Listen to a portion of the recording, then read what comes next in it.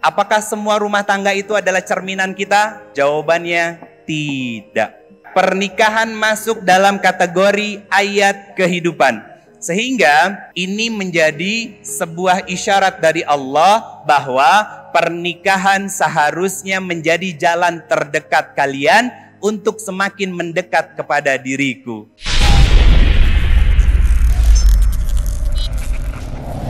Assalamualaikum warahmatullahi wabarakatuh. Subhanallah wa bihamdi, subhanallahil azim, adada khalqihi, wa ridha nafsihi, wa zinata arsyihi, wa midada kalimatihi. Asyhadu an la ilaha illallah wa asyhadu anna Muhammadar Rasulullah. Allahumma shalli ala sayyidina Muhammad. Assalamu alayka ya Rasulullah sallallahu alaihi wasallam. Wa ala alihi wa ashabihi wa man tabi'ahum bi ihsani ila yaumiddin.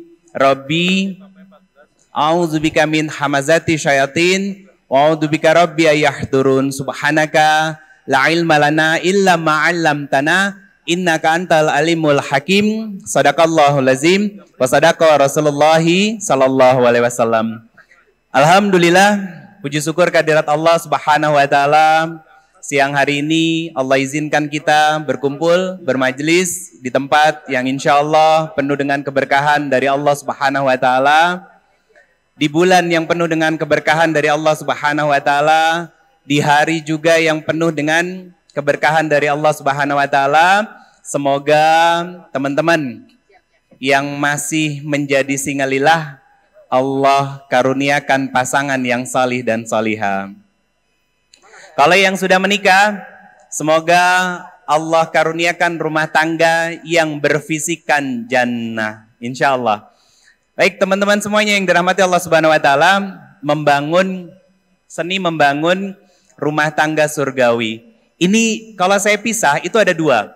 Yang pertama membangun rumah tangganya, yang kedua tentang konsep surga itu seperti apa. Bismillah, saya mohon izin berdiri karena kebanyakan dari kita menikah seperti yang saya sampaikan tadi, rata-rata modalnya cuma dua. Apa? Modal cinta sama pekerjaan. Ketika seorang laki-laki disebut sebagai man on a mission, apa maksudnya? Dari SD dia berorientasinya SMP, SMP orientasinya apa? SMA, SMA orientasinya apa? Kuliah. Begitu kuliah pasti orientasinya cari kerja. Atau mungkin nggak kuliah, dia langsung kerja.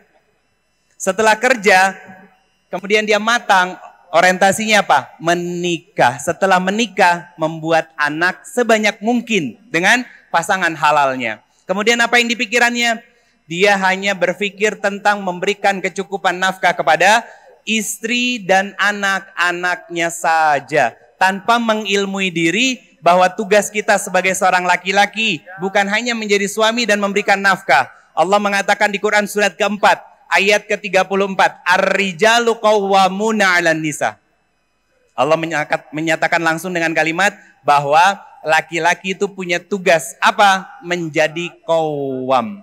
Kalau ngomongin nafkah, baru tugas selanjutnya. Artinya apa? Qawwam itu bukan hanya pemimpin, tapi Allah meminta kepada kita sebagai laki-laki bahwa kalian harus menjadi teladan dalam ketaatan kepada Allah dan Rasul-Nya. Bagaimana caranya? Belajar, cari ilmu, duduk di majelis ilmu. Itu kata Allah. Jadi ini yang harus kita pikirkan sebagai laki-laki dan perempuan. Perempuan harus selektif memilih nanti ketika memilihkan seorang laki-laki yang akan menjadi suaminya. Dan seorang laki-laki harus memastikan bahwa rizki yang dibawa ke rumahnya nanti harus halalan thayyiban. Kalau kita bicara tentang surga, Allah mengatakan tentang ayat surga pertama di dalam Al-Quran, Quran surat kedua, ayat ke-25. Wabassiril lazina amanu wa amilus salihat. Kata Allah, syarat untuk masuk ke dalam surganya Allah, dua. Pertama, kita punya iman. Kita adalah seorang muslim dan muslimah. Sejak lahir kita adalah orang yang beriman. Bahkan sejak di dalam kandungan orang tua kita pun sudah beriman. Mana dalilnya? Quran surat ke-7 ayat 172. Allah mengatakan, Alastu birabbikum. Bukankah aku adalah Rabbmu? yang memberikan kehidupan bagimu, yang tadinya mematikan sekarang menghidupkanmu, yang mencukupkan rizki untukmu, menetapkan segala takdir dalam kehidupanmu, yang akan menghadirkan takdir-takdir baik dan buruk dalam kehidupanmu. Apa jawab kita? Qalu bala syahidna. Betul ya Allah, engkau adalah Robku. Maka saat detik itu kita adalah seorang muslim, kita punya iman. Syarat pertama sudah terpenuhi. Syarat yang kedua, apa? Punya bekal amal salih. Teman-teman semuanya, setelah saya tafakuri, ternyata sholat, puasa, sedekah kita, tilawah Quran kita, yang tidak seberapa itu sebetulnya sangat tidak mungkin mengantarkan kita sampai ke surganya Allah. Kenapa? Sholat, berapa persen kira-kira sholat kita yang khusyuk? Ada 100%? Dari bertahun-tahun kita mengerjakannya, atau mungkin 50%, ada. Tilawah Quran kita, kapan paling banter kita baca Quran? Biasanya momen Ramadan, selesai Ramadan, Al-Quran disimpan lagi di sudut-sudut rak bukunya kita. Sedekah kita, ya Allah, buat datang ke Hijrah Fest, majelis ilmu, ada HTM-nya, masih mikir, kemahalan. Mendingan nongkrong sama besti. Begitu. Itu untuk kebaikan aja masih berpikir tentang mahal, untung dan rugi. Iya kan? Padahal majelis ilmu seperti ini itu bukan hanya menghadirkan ketenangan buat kita, tapi Allah turunkan juga malaikat-malaikat untuk mengaminkan setiap doa yang menjadi hajat-hajat kita kepada Allah. Apalagi? Kemudian apalagi? Duduk di majelis ilmu masih sangat jarang. Terbatas. Dan setiap syariat-syariat yang Allah hadirkan, ya, itu punya batas waktunya masing-masing. Contoh sholat. Sholat waktunya ada masing-masing ketentuannya. Contoh sholat zuhur, dikerjakan hanya waktu zuhur. Sholat asar, sholat maghrib, dan lain sebagainya, dilakukan di waktu-waktu yang memang sudah ditentukan.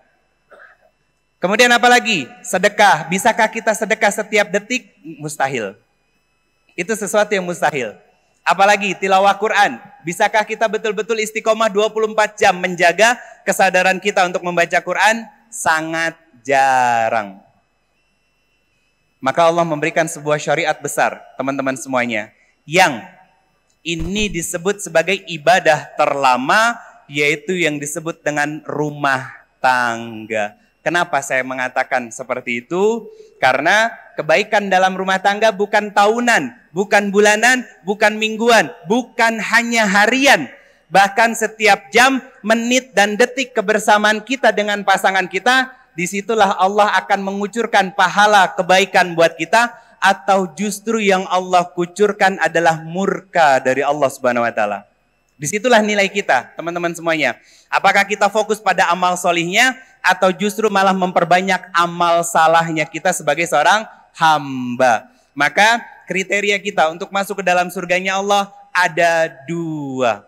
Ini dari depan sini, kelihatannya 50-50 ya. 50% udah nikah, 50% belum. Yang belum, semoga ini bisa menjadi kebaikan, jadi ilmu, teman-teman juga banyak doa, karena ini adalah waktu-waktu mustajab. Hari Jumat, bulannya juga bulan yang berkah. Selain itu mungkin sebagian dari teman-teman semuanya ada yang sedang berpuasa. Orang yang berpuasa itu salah satu dari orang yang dicari doanya untuk diaminkan oleh malaikat-malaikatnya Allah Subhanahu wa Ta'ala. Baik, tentang pernikahan sebagai sebuah amal solih yang sangat besar, sangat panjang.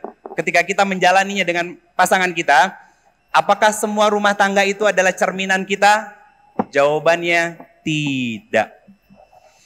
Kalau dalilnya Quran surat ke-24 ayat ke-26, iya, laki-laki baik hanya untuk perempuan yang baik, ya. Laki-laki yang buruk hanya untuk perempuan yang buruk. Tapi apakah Allah adil hanya mengeluarkan dalil itu saja? Tidak. Kalau saya mengatakan bahwa tidak semuanya pernikahan itu adalah cerminan kita.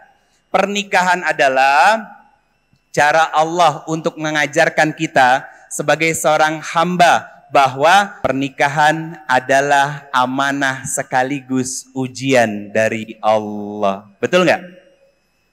Amanah sekaligus ujian. Kenapa saya mengatakan begitu? Kenapa pernikahan menjadi sebuah amanah? Karena Allah sedang mengajarkan kepada kita tentang nilai syukur. Kenapa ujian? Karena Allah sedang mengajarkan kepada kita tentang nilai sabar. Maka dua pakaian ini jangan sampai kita tanggalkan dalam menjalani fase rumah tangga bersama dengan pasangan kita. Karena apa? Karena akan ada kisah di Quran surat ke-66 ayatnya 10 sampai ayat ke-11 ada dua kisah yang sangat luar biasa. Ayat ke-10 kisah seorang laki-laki yang salih beristrikan istri yang durhaka. Kisahnya siapa? Nabi Nuh alaihi salam dan Nabi Lut alaihi salam. Ayat ke-11-nya kisah tentang apa? Istri yang salihah tapi suaminya durhaka kepada Allah. Siapa? Kisahnya Sayyidatina Asiyah binti Muzahim dengan Fir'aun laknatullah alaih. Kenapa Allah menghadirkan kisah-kisah ini dalam Al-Quran? Biar kita belajar bahwa membangun rumah tangga itu tidak harus sama. Artinya apa? Sama isi kepalanya. Karena gini, teman-teman semuanya yang dirahmati Allah Subhanahu wa taala, suaminya ada yang sudah ngaji, ternyata istrinya belum. Perempuannya sudah ngaji, ternyata suaminya belum. Maka disinilah kita satu sama lain. Allah mengatakan di Quran surat ke-30 ayat 21, surat Ar-Rum. Wa min ayatihi an khalaqalakum min anfusikum azwaja litaskunu ilaiha. Apa yang disampaikan Allah? Ini menjadi tujuan dalam berumah tangga. Kata Allah, ayat ini diawali dengan kata wa min ayatihi. Kenapa Allah menggunakan pembuka ayat ini dengan kalimat ayat? Kita sama-sama tahu bahwa yang namanya ayat adalah sesuatu yang membuat kita dekat dengan Allah. Ayat apa? Ayat Al-Quran. Saat kita baca, rasanya tenang, hati nyaman, berasa makin dekat dengan Allah. Itu yang kita rasakan. Maka ayat itu ada dua macamnya. Ayat yang tertulis itulah Al-Quran dan ayat yang tidak tertulis itulah kehidupan. Maka pernikahan masuk dalam kategori ayat kehidupan.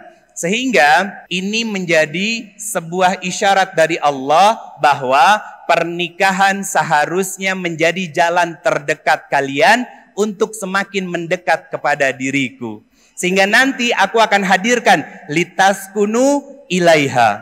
Apa litaskunu ilaiha? Satu sama lain saling cenderung, saling merasa cukup, saling berpuas dengan pelayanan masing-masing sebagai suami dan istri, saling menjaga hati, menjaga kesetiaan. Kenapa? Karena jihad laki-laki itu bukan tentang cari nafkahnya. Jihad terbesar seorang laki-laki adalah memperlakukan istri dan anak-anaknya dengan cara yang baik. Rasulullah mengatakan dalam hadisnya, khairukum khairukum li ahlihi wa ana khairukum li ahlihi. Sebaik-baiknya kalian wahai para suami adalah yang paling baik perbuatannya, tingkah lakunya, akhlaknya. Kepada siapa? Kepada istri kalian dan anak-anak kalian. Jihadnya seorang istri apa? Jihad terbesar seorang istri adalah tetap menghadirkan senyum di depan suami apapun kondisi dan keadaannya. Susah nggak? Susah nggak? Apalagi kalau suaminya nyebelin ya. Suaminya cuek, kaku, tukang marah-marah, tukang selingkuh, nikah diam-diam, wah, hese. Susah itu mah. Tapi disitulah jihadnya kita. Kenapa? Rasulullah mengatakan bahwa istri yang salihah itu menyenangkan ketika dipandang.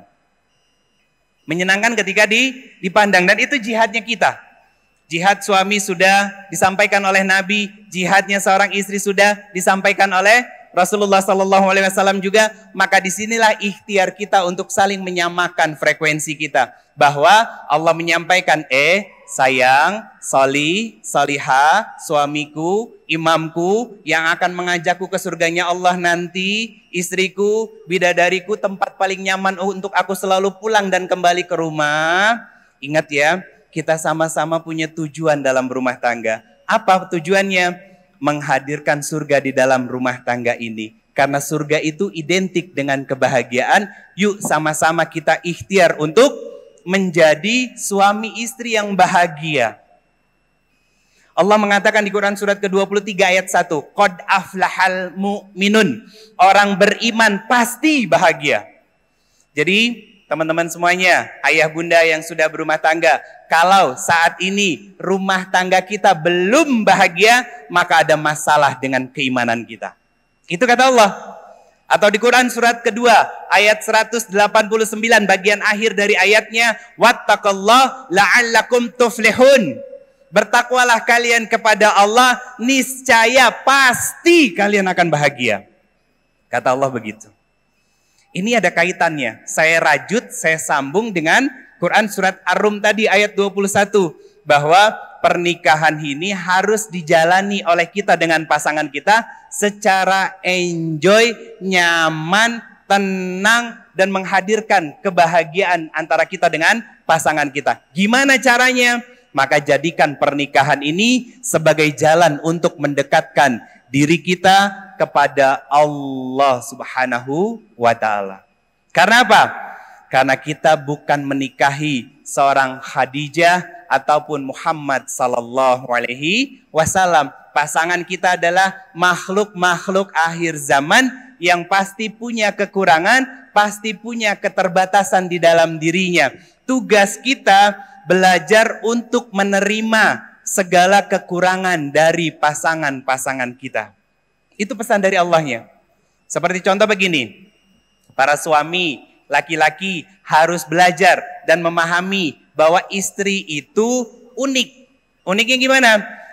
Rata-rata istri itu dia yang ngambek, dia yang salah. Dia yang salah, dia yang ngambek. Betul bunda? Rata-rata seperti itu.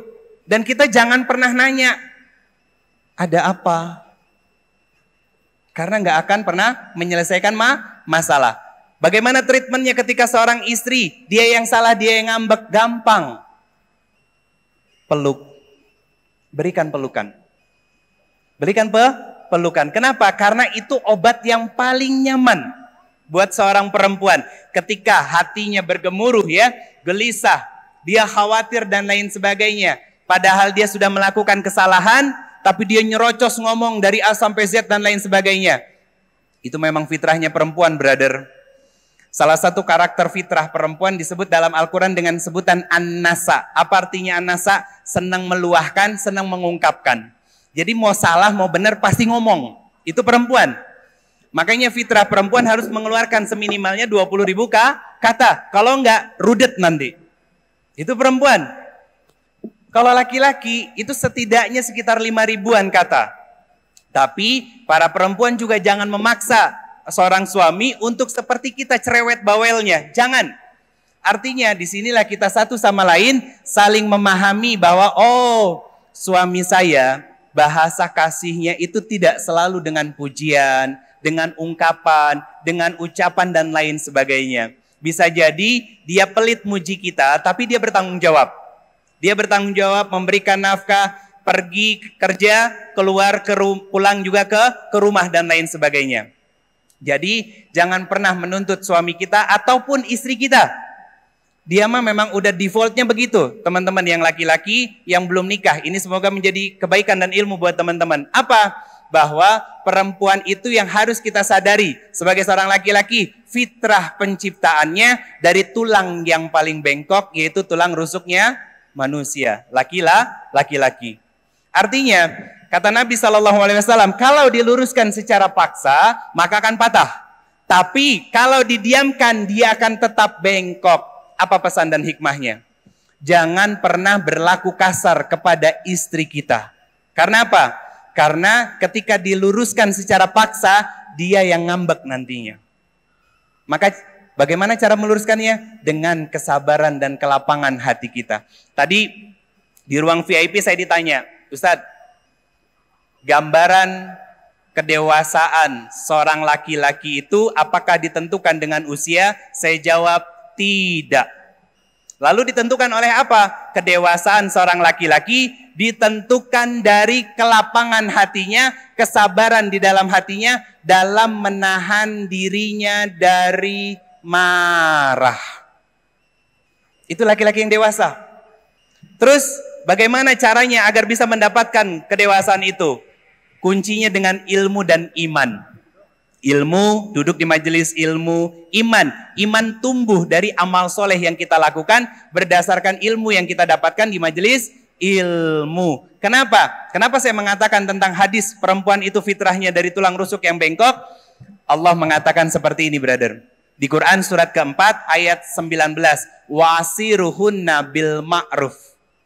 Kata Allah, dan perlakukanlah istri kalian dengan cara yang ma'ruf, dengan cara yang baik, dengan kesabaran kita. Bahkan dalam potongan ayat itu Allah menyampaikan begini, bahwa kalau kalian tidak menyukainya atau muncul sesuatu yang tidak kau suka dari dalam dirinya, kata Allah Subhanahu wa taala, maka jangan pernah menyakiti dan menzoliminya hanya karena sebab kekurangan yang ada di dalam dirinya. Sebab apa? Sebab masih banyak kebaikan yang lain yang bisa kita terima sebagai seorang perempuan.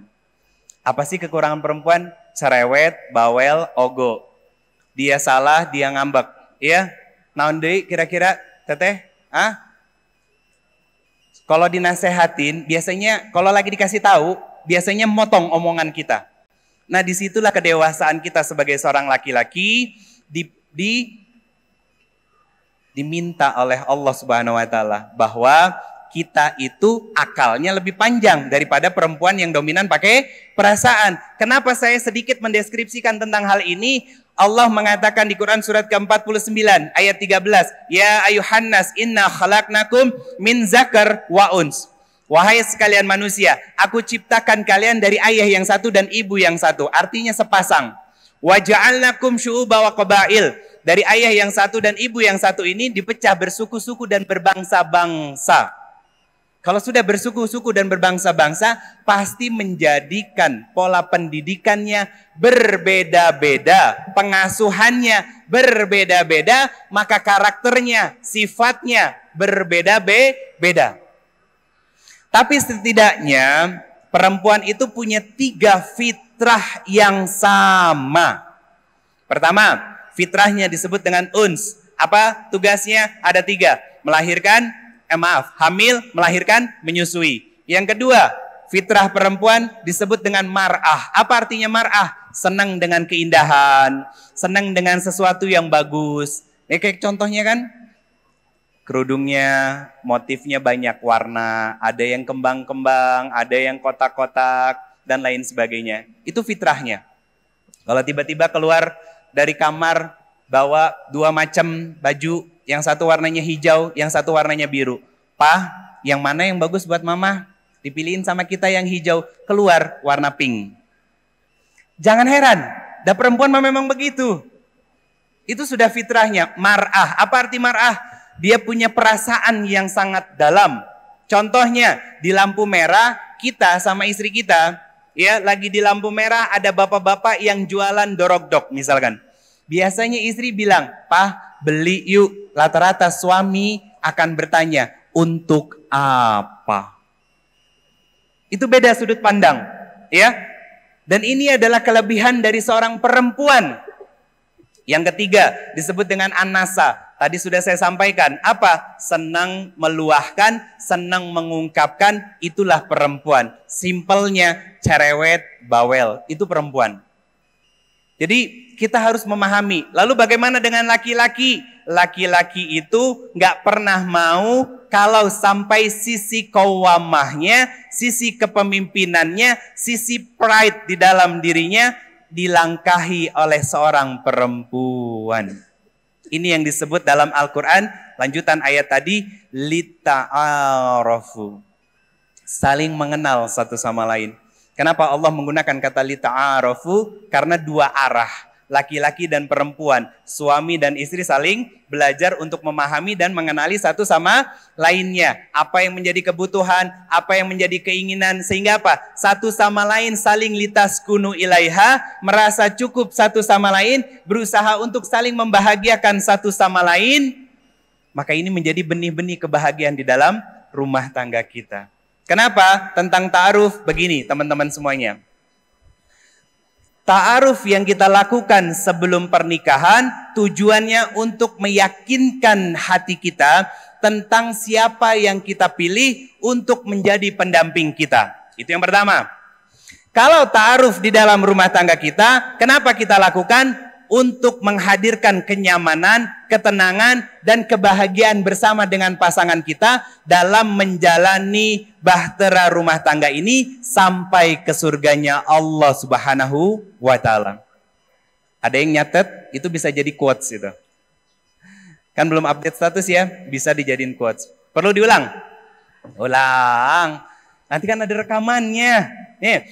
Ta'aruf sebelum menikah dilakukan untuk meyakinkan hati kita terhadap seseorang yang akan kita pilih untuk menjadi pendamping hidup kita. Itu yang pertama. Kalau ta'aruf di dalam rumah tangga, sampai kapan? Sampai maut memisahkan. Kenapa dilakukan? Untuk menghadirkan kenyamanan, ketenangan, dan bahkan satu sama lain saling menghadirkan kebahagiaan dalam menjalani biduk dan bahtera rumah tangga kita sampai tujuan akhir dari kita berumah tangga. Apa? Surganya Allah Subhanahu wa Ta'ala. Itu yang menjadi keinginannya kita. Itu yang menjadi keinginan kita. Cuman koreksi besarnya adalah di tentang tujuan berumah tangganya. Sudahkah kita sebagai seorang istri, sebagai seorang suami menjadikan rumah tangga ini betul-betul sebagai cara kita untuk mendekatkan diri kita kepada Allah? Proses evaluasinya di mana? Begini, kalau suami tidak sesuai dengan ekspektasi kita, masih nggak kita sakit hati? Masih nggak kita kecewa? Kalau masih, maka rumah tangganya belum menjadi jalan untuk mendekatkan diri kita kepada Allah. Ketika istri melakukan kesalahan, mudahkah kita untuk marah? Mudahkah kita untuk kecewa? Mudahkah untuk kita berkata-kata kasar dan lain sebagainya? Maka itu gambaran dari Allah bahwa rumah tangga yang kita jalani bersama dengan pasangan kita belum menjadi jalan untuk mendekatkan diri kita kepada Allah. Kenapa? Karena rumah tangga pun amanah sekaligus ujian dari Allah. Kenapa Allah melakukan itu?